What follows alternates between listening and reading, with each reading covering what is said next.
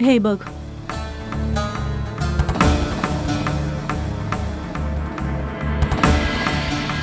खरं तर देवबद्दल काही बोलायचं होतं. पण मला याबद्दल काहीच बोलायचं नाहीये. ठीक आहे, जर तुम्हाला बोलायचं नसेल तर आपण नाही बोलू. तुम्हाला जितक्या लवकर जमेल हे पेपर्स अनुदामिनीपर्यंत पोहोचवा तुम्ही. ठीक आहे, जर तुम्ही डिसिजन घेतलंच आहे तर मग कागदपत्र ही सगळं एक फॉर्मॅलिटीज आहे. एनिवे, तुम्ही माझ्याकडून निश्चिंत राहा, तुमचं काम नक्कीच होईल. सर, या बसा. थँक्यू. मला असं वाटतं की तुम्ही एकदा करुणा मावशीच्या मुलासोबत बोललं पाहिजे. यांची मुलगी खुशी ऑलरेडी या ओल्ड एज होममध्ये राहते आणि ती राहून प्रयत्न करते की ती तिच्या आजीचं मन जिंकू शकेल. होय, मीच तिला इथे पाठवलं आहे. तुमची मुलगी जे काम करते आहे ते खूप चांगलं आहे, पण जी गोष्ट तुम्ही तुमच्या मुलीला समजावली आहे ती गोष्ट समजणं तुम्हालाही खूप गरजेचं आहे. हो, मी माझी चुकी कबूल करतो आणि आईकडून केलेल्या चुकांची माफी मागू इच्छितो. ती आई आहे, ती माफ नक्कीच करेल. पण जर ती तुमच्यासोबत जाऊ इच्छित नसेल, तिथे आमच्यासोबत आमच्या सहवासात राहू इच्छित असेल तर मला वाटतं की त्यांना इथेच राहायला हवं आणि तुम्हाला हट्ट करायला नको. मला असं वाटतं की करुणा मावशी त्यांच्या मुलाला खूप मिस करतायत. त्या त्यांचं दुःख आपल्याला नाही दाखवत, पण मला माहिती आहे की आपण त्यांना कितीही सुविधा दिल्या किंवा नाही दिल्या तरी त्यांना हे सुख नाही देऊ शकत जे त्यांना त्यांच्या मुलाकडून आणि परिवाराकडून मिळणार आहे. तुम्ही योग्य बोलताय, पण जतीनसुद्धा हाच विचार करतायत जो तुम्ही विचार करताय. बघा, इथे वृद्ध स्वतः आपल्या मर्जीने येत नाहीत, त्यांना आणलं जातं.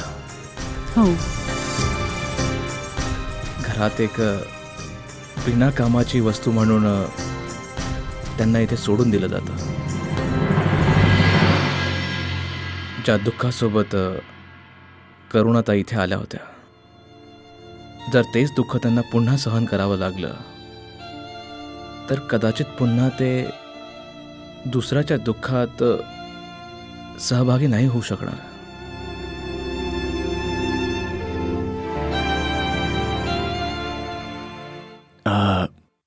काय मी आपल्या आईला एकदा भेटू शकतो? तुमची इच्छा असेल तर तुम्ही नक्की भेटू शकता, पण त्यांना जर तुमच्याशी भेटायचं नसेल तर तुम्ही हट्ट नका करू.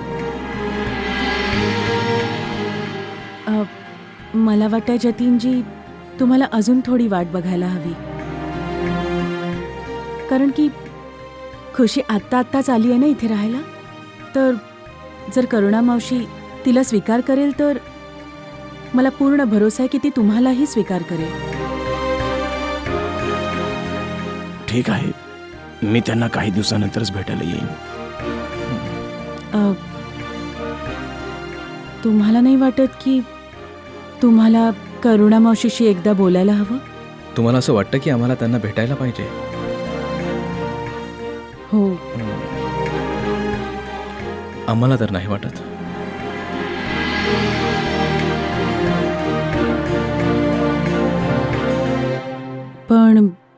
पण मला असं वाटतं की तुम्हाला एकदा भेटलं पाहिजे. ठीक आहे, मग आम्ही त्यांच्याशी भेटू. ठीक आहे, थँक्यू.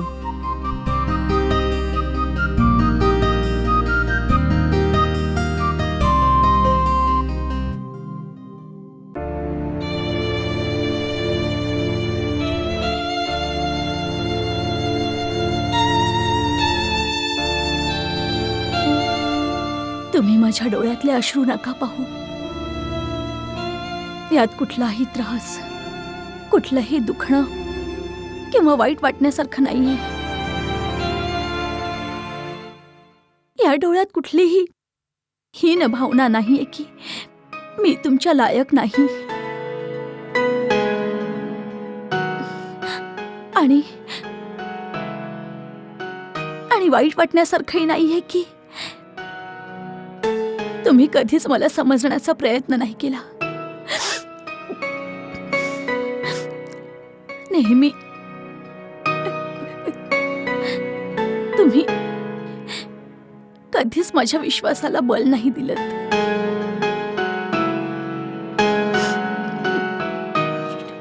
नेहमी आपल्या दृष्टिकोनाला जाहीर केलंय, मला हरवण्याचा प्रयत्न केलाय. पण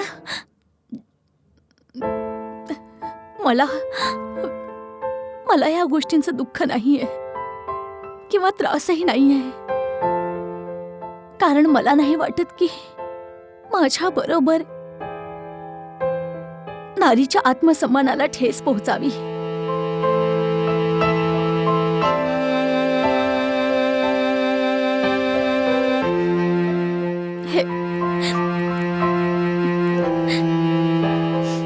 हे दस्तावेज पाहताय, हे तुमच्यासाठी खूपच अनमोल आहेत. मला सुद्धा याची किंमत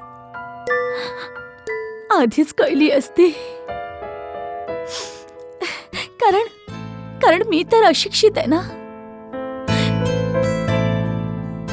मला दस्तावेजची किंमत तेव्हा कळली असती जेव्हा एक अंगठी आणि एका सहीच्या निशाणीने मी माझं सगळं गमावले असते.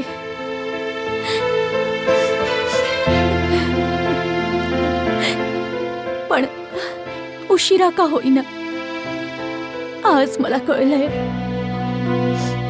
तुम्ही घाबरू नका. आज मी याच्यावर सही नक्कीच करेन. पण त्याच्या आधी मला तुम्हाला एक गोष्ट सांगायची आहे, जी आता थोड्या वेळापूर्वी सांगितली तुम्ही मला. टाळ्या! Super performance, mind blowing Savi. Very good, excellent. क्या बात आहे. तू एक काम कर, आता नेक्स्ट सीनच्या तयारीला सुरू कर. हा, आणि मी जो नेक्स्ट सीन लिहिला ना तो पण जबरदस्त आहे. त्याची तयारी करूया आणि मग तो शूट करूया. काय साहेब? काम कर, तू आधी चेंज कर आणि थोडंसं टचअप कर, त्याच्यानंतर. Okay okay, lights off. Do you think it's a wise decision, Dev? Sir, मी जो निर्णय घेतलाय त्याबद्दल मला विचार नाही करायचा. Dev, you are like my son. मी मनोजला बिझनेसमध्ये हा विचार करून इन्व्हॉल्व केलं होतं की तू त्याला सपोर्ट करशील. हे बघा, जेवढं मला करायचं होतं ते मी केलं, आणि मला जी काही प्रोजेक्ट दिली होती ती मी पूर्ण केली आहेत. देव, तुझ्या जर काही डिमांड्स असतील कुठल्याही, तर तू मला निसंकोचपणे सांगू शकतोस. माझी इच्छा आहे की तू आमच्यासोबतच असावंस. जर तुला पाहिजे असेल तर मी ह्या कंपनीत तुला पार्टनरशिप पण देऊ शकतो. We can work out the percentage.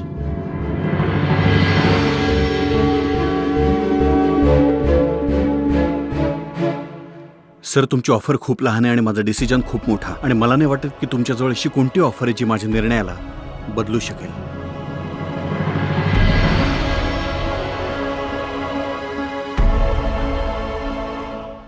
It's okay देव. कदाचित माझीच चूक आहे की मी लोकांकडून खूपच जास्तीची अपेक्षा करतो. Anyway, it's okay. देव, माझी इच्छा आहे की तू आयुष्यात खूप प्रगती करावीस, आणि जर तुला कधीही माझ्याकडून एखाद्या मदतीची अपेक्षा असेल तर विदाऊट हेजिटेशन तू माझ्याकडे ये. प्लीज, मला बरं वाटेल. Okay? Thank you. All the best.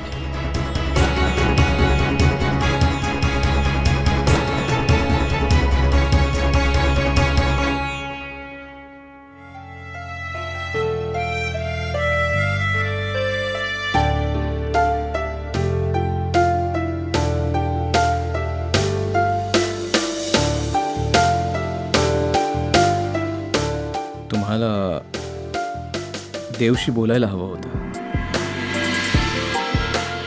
तो जे काही करतोय ते त्याचा तो मूर्खपणा आहे. कदाचित आम्हाला त्या पत्राबद्दल आमच्या पास्टबद्दल काही सांगायला नको होतं. I made a mistake.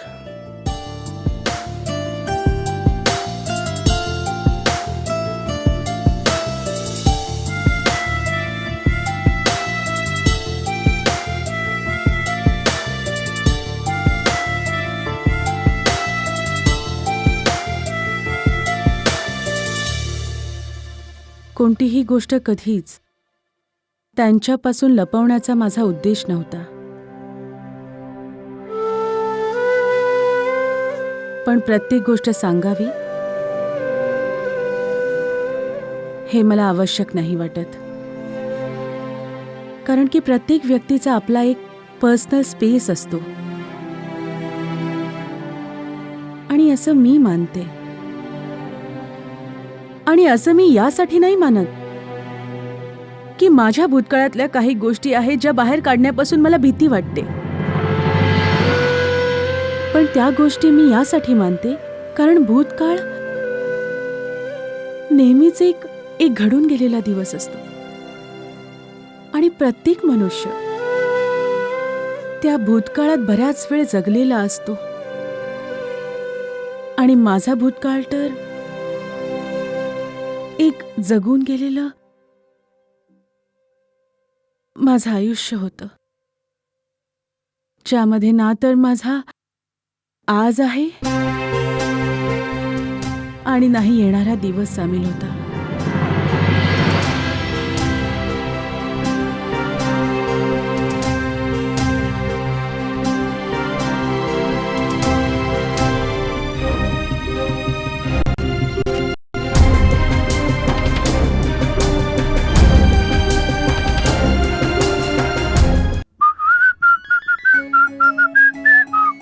Savvy, तर स्क्रिप्ट ऐकून तुला आता हे लक्षात आलंच असेल की कॅरेक्टर खूपच कॉन्फिडंट आहे. करेक्ट? ऍक्च्युली मी माझ्या लेखणीने त्याला आता फायर ब्रँड बनवलंय. तू विचार करत असशील यार की आधी हे कॅरेक्टर अंडरडॉग होतं, पण नाही, आता ती भूतकाळातली गोष्ट आहे. करेक्ट? करेक्ट. हो, पण फायर ब्रँडचा अर्थ हा नाहीये की तू झाशीची राणी आहेस. हो, पण याचा अर्थ हा जरूर आहे की you have seen many ups and downs in your life. आणि संबंध बनताना आणि तुटताना तू पाहिलेले आहेस. यु नो, कॉन्फिडन्स आण, अजून कॉन्फिडन्स आण. कॉन्फिडन्स आणशील ना तर तुझं कॅरेक्टर अजून निघून बाहेर येईल.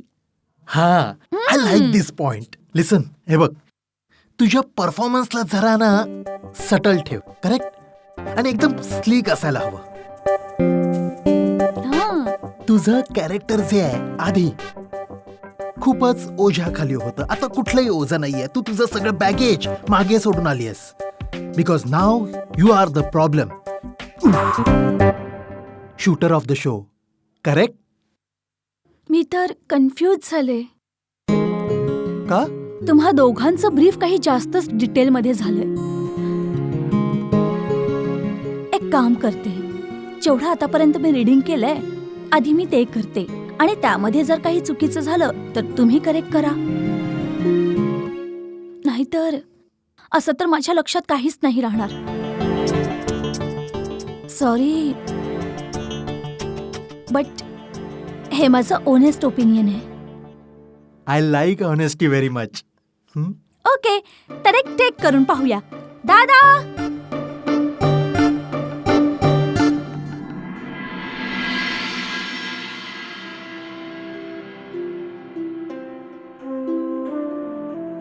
मला नाही माहित की हे जग किती वाईट आहे, पण तुम्ही माझ्याबरोबर वाईट केलंत.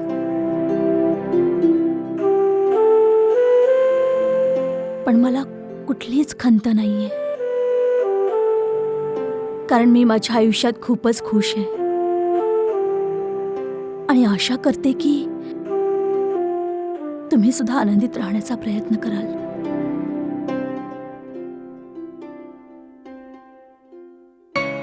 मला या संबंधाला वाचवण्यासाठी जेवढा प्रयत्न करायचा होता मी केला. मला कुठल्याही गोष्टींचं वाईट नाही वाटत आहे की आज तुम्ही माझ्या बरोबर नाही आहात. राहता राहिली गोष्ट प्रेमाची, ज्याचा दावा तुम्ही करता. पण आता माझं मत बदललेलं आहे. कारण प्रेमच ही एक अशी गोष्ट आहे ज्यावर तुमचा विश्वासच नाहीये. म्हणूनच मला असं वाटतं की आपण दोघं एकमेकांना तेराहीच समजलो तर तेच बरं होईल. क्या बात आहे, माइंड ब्लोईंग. कमाल केलीस तू. एक्झॅक्टली हेच तर आम्हाला हवं होतं. काय श्वेतू? श्वेतू? श्वेतू नाही, श्वेतांजली बोल. I really love this name. मी माझ्या नेक्स्ट शोचं हेच नाव ठेवेन, श्वेतांजली. चल नेक्स्ट शॉटची तयारी करूया. सावी, तू जाऊन चेंज करून ये. ओके.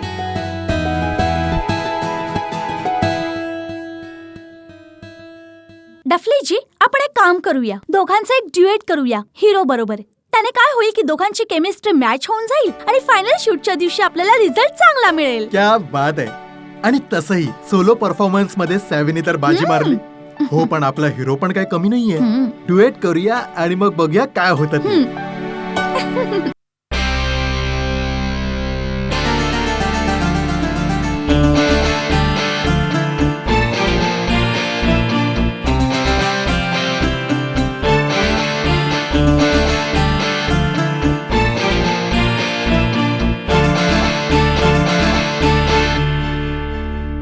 सर, तुम्ही रेडी आहात? आणि ड्रेस? सर, तुमचं कॉस्ट. हां, ठेव ठेव. सॅवीने तर तिचं कॅरेक्टर पकडलंय. आता बघूया हा काय करतो ते. सो आमचा हिरो रेडी आहे? सर, कॉस्ट्यूम आताच दिलेत. व्हॉट? सकाळपासून काय करत होतास तू? मॅम, जे कॉस्ट्यूम तुम्ही दिले होते ना, ते त्यांना पसंत नाही पडले. त्यांना त्यांचं पर्सनल कॉस्ट्यूम दिलं तर ते रेडी करून दिले. व्हॉट द हेल इज दिस? तू जा इथून. डफलीजी, लुक टेस्टसाठी हा ॲटिट्यूड आहे याचा. या मुलाला आता चेंज करावंच लागेल. Chill baby, don't fear when Dafli is here. तू एक काम कर, तू ह्या नव्या मुलाबरोबर आजपासूनच तुझी केमिस्ट्री जुळवायला सुरुवात कर. अगदी तसंच जसं मी सॅवीला सेट केलंय. ते काय ना, उद्या टेलिकास्ट होईल आणि मग परवा ह्या लोकांचं डोकं ठिकाणावर राहणार नाही आणि मग हे स्वतःला शतकातील महानायक समजायला लागतील. पण काय करणार, अशाच काही गरम डोक्याच्या लोकांमुळे आपली इंडस्ट्री बदनाम होऊ लागली आहे. बट डार्लिंग, हे टीव्ही आहे. इथे हिरोला काहीच लायकी नसते. मी रायटर आहे या शोचा. जर याने काही प्रॉब्लेम क्रिएट केलास तर मी माझ्या लेखणीच्या जोरावर याचं कॅरेक्टर कट करून टाकेन. कारण की जर मी आहे तर मग प्रॉब्लेम कसला. So chill.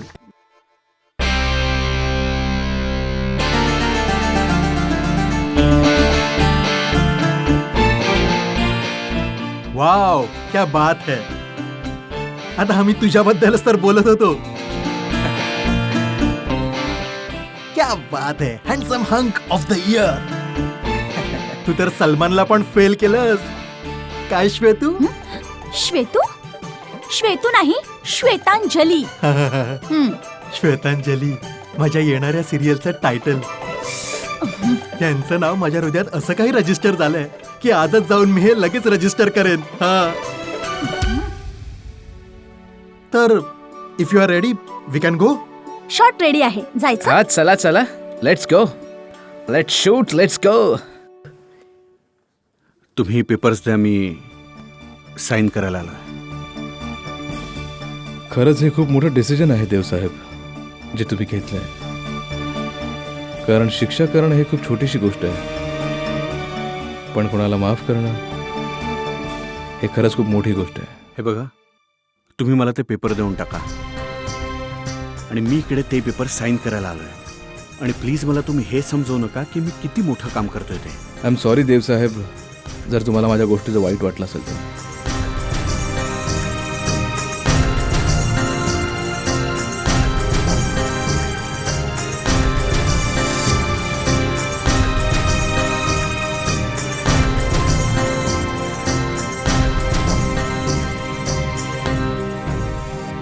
आणखीन काही साईन करणं बाकी आहे का? नाही सर, कदाचित तुम्हाला एक वेळ कोर्टात जजसमोर यावं लागेल. ठीक आहे, तुम्ही मला कधी ते सांगा.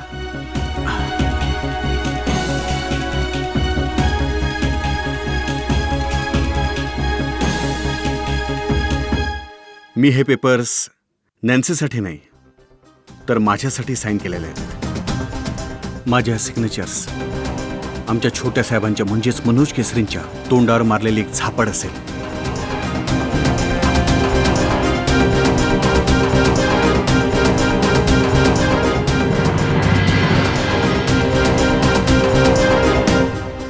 आता जगातली कुठलीही ताकद नॅन्सीला शिक्षा नाही देऊ शकत, कारण स्टेटमेंटवर तुमची साईन झाल्यानंतर या केसमध्ये काही तथ्यच नाही.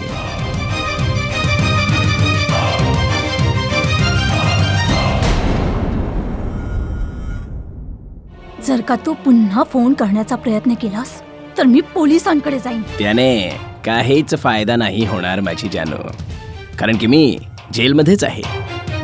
तुमच्या देव आणि त्याच्या सो कॉल्ड लहान साहेबांच्या मेहरबानीने. माझी जानू, मी खूपच स्वतंत्र आहे माझ्या नशिबाच्या साथीने, कारण की जो जेलमध्ये आहे तो माझा भाऊ आहे, बेंद्रा.